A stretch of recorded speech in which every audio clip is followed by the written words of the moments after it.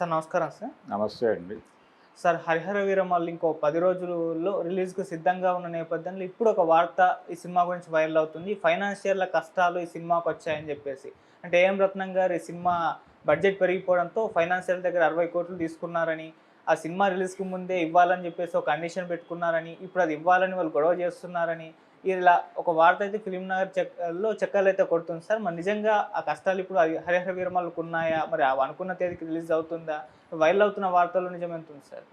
అంటే ఫైనాన్స్ తీసుకున్నాను అని ఆయనే చెప్పాడు. ఓకే. నా కష్టాలు నాకున్నాయన్నాడు. వడ్డీలు అట్లాగే సఫర్ అవుతున్నాడు ఆయన అని ప్రపంచం అంతా మాట్లాడింది. సినిమా రిలీజ్ అయిపోతే ఆ కష్టాల నుంచి బయటపడతాడు ఆయన అని అందరూ అనుకున్న విషయమే. కొత్తదేం లేదు దీనిలో. ఫైనాన్స్ తీసుకున్నాడు ఆయన. ఆ ఫైనాన్సర్స్ కూడా అడుగుతారు డబ్బులు. న్యాచురల్గా నో డ్యూ సర్టిఫికెట్లు తీసుకోవాలి అందరి దగ్గర నుంచి. తీసుకుని ఈ సర్టిఫికెట్లన్నీ అక్కడ సబ్మిట్ చేస్తే కానీ ఆయనకు హార్డ్ డిస్క్ ముట్టదు. అంటే రిలీజ్ చేయడానికి ఈ పర్మిషన్లన్నీ నో డ్యూ సర్టిఫికెట్స్ అన్నీ సమర్పించాల్సి ఉంటుంది. ఓకే. గతంలో ల్యాబ్కి ఇవ్వాల్సి వచ్చేది. ల్యాబ్ లెటర్ అనేవాళ్ళు. ఓకే. ల్యాబ్ లెటర్ ఇస్తే ల్యాబ్లోంచి ప్రింట్లు బయటికి వెళ్ళేవి. లేకపోతే ల్యాబ్లో ప్రింట్లు ఆగిపోయేవి.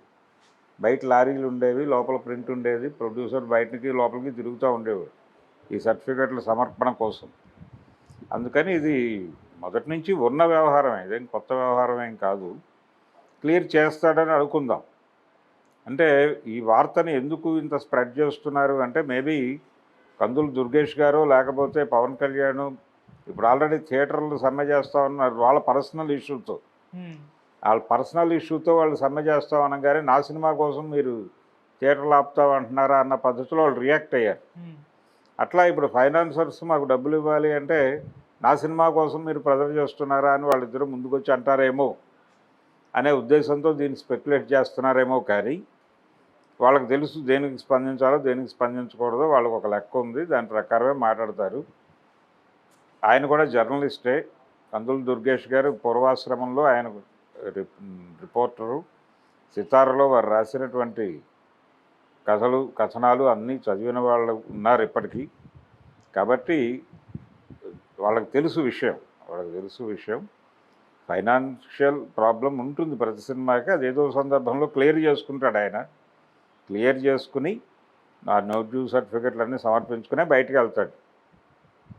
ఓటీటీ ప్రయత్నాలు ఇవన్నీ జరుగుతున్నాయి. ఒక దశలో అలాంటి హామీలు ఇచ్చి కూడా వాళ్ళ దగ్గర నుంచి నో డ్యూ సర్టిఫికెట్లు తీసుకోవచ్చు. అంటే రేపు ఓటీటీ అమౌంట్ వచ్చిన తర్వాత మీకు క్లియర్ చేస్తాను ఇలాంటివి ఏదో రాసుకుంటారు. అంతకు మించి వేరే హడావిడే ఉండదు. దీనిలో వాళ్ళు సఫర్ చేసేది ఉండదు. రెండోది ఆ సినిమాకి సంబంధించి ఆల్రెడీ ఆయన కొంత ఓన్ చేసుకుని మాట్లాడుతున్నాడు అనేది మొన్న అర్థమైంది. పవన్ కళ్యాణ్ ఓన్ చేసుకోవటం వల్లనే కందులు దుర్గేష్ గారు మాట్లాడాడు. కాబట్టి ఈ సినిమా రిలీజ్ గురించి ఆయన పట్టించుకుంటున్నాడు. ఓకే. ఇది రిలీజ్ కావడానికి సంబంధించి ఆయన ఏం చేయడానికైనా సిద్ధపడతాడనే విషయం వీళ్ళకి అర్థమై ఉంటుంది. అందుకని పెద్దగా రచ్చ చేయరు. ఇది నార్మల్గా ప్రతి సినిమాకి జరిగేది. కానీ ఈ సినిమాకి ఇంకా డ్యూ ఉంది అనేది ఒక వార్తగా మారుతుంది కాబట్టి దాన్ని సెన్సేషనలైజ్ చేయడానికి ప్రయత్నాలు చేస్తున్నారు అంతే. నేను ఇది ఏం రత్నం గారిని క్రిటిసైజ్ చేయాలి. ఆయన వాంటెడ్గా లాస్ట్ మినిట్ వరకు పేమెంట్స్ ఉంటాయి ఏ సినిమాకైనా చేస్తారు. ఇప్పుడు నరసింహుడు అనే సినిమా జూనియర్ ఎన్టీఆర్ది. ఆఖరి నిమిషం వరకు వాళ్ళు ఇవ్వలేదు, ప్రింట్లు బయటకు రాలేదు, సినిమా రిలీజ్ కాలేదు. అప్పుడు డైరెక్టర్ గారు హీరో గారు కలిసి వాళ్ళకి ఇచ్చిన రెమ్యూనరేషన్లు పట్టుకొచ్చి ఇచ్చి క్లియర్ చేసి సాయంత్రం ఫస్ట్ షో పడేలాగా చేశారు. ఈలోపు ప్రొడ్యూసర్ గారు వెళ్ళి ట్యాంక్ బండ్లో దూకాడు, చెంగల వెంకట్రావు. ఇలా జరుగుతాయి. కాబట్టి ఏది ఆశ్చర్యానికి గురవ్వాల్సిన అటువంటి అవసరం లేదు. ఈ సినిమాకు కూడా ఏం రత్నం గారికి ఇది కొత్త ఏం కాదు. ఆయన కొత్త ప్రొడ్యూసర్ ఏం కాదు.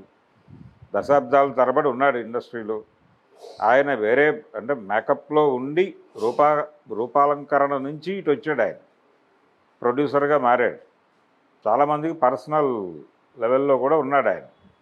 విజయశాంతి గారితో ఆయనకు ఉన్నటువంటి ఆ పరిచయం రీత్యా దాన్ని పెట్టుబడిగా పెట్టి సినిమా దీనిలోకి వచ్చాడు. తర్వాత తన జ్ఞానం ఆధారంగా ఆయన ఎదిగాడు. స్వయం కృషి ఉంది ఆయనకి. సినిమా ఇండస్ట్రీలో ప్రతిదీ తెలుసు ఆయనకి స్పష్టంగా. ఏది ఎలా క్లియర్ చేసుకోవాలి, సినిమాని ఎలా రిలీజ్ చేసుకోవాలో ఆయనకు తెలుసు. ఆయన ప్రయత్నంలో ఆయన ఉన్నాడు. కానీ ఈ వార్త వాంటెడ్గా స్ప్రెడ్ చేయడం వెనకాల ఉద్దేశం వాళ్ళు ఏదైనా రియాక్ట్ అవుతారేమో చూద్దామనే కుతూహలం తప్ప మరొకటి కాదు. సినిమాకి ఇంకా టైం ఉంది. ఈరోజు రేపు రిలీజ్ కావట్లేదు, అది 12వ తారీఖు రిలీజ్ అంటున్నారు. 12 అంటున్నారు కాబట్టి వాళ్ళు 10వ తారీఖు 11వ తారీఖు సెటిల్ చేసుకోవచ్చు. ఇప్పుడే సెటిల్ చేయాలని రూల్ ఏం లేదు. ఆఖరి నిమిషం వరకు వాళ్ళకి థియేటర్లో స్క్రీనింగ్ కంటే ఎంత టైం కావాలో అంత ముందు కూడా క్లియర్ చేసుకోవచ్చు. కాబట్టి భయపడాల్సిన అవసరం లేదు, ఆందోళన పడాల్సిన అవసరం అంతకంటే లేదు. 12వ తారీఖు రిలీజ్ ఉంది, ఇంకా 10 రోజులే ఉంది. సినిమా గురించి రకరకాల చర్చలు బయట జరుగుతున్నప్పటికీ ఒక ప్రాపర్ ప్రమోషన్స్ సినిమా టీం నుంచి జరగాల్సిన అవసరం ఉందని కూడా అభిమానులు అయితే కోరుకుంటున్నారు సార్. మరి ప్రమోషన్స్ చేస్తారా, దీనికి అవకాశం ఉందా సార్?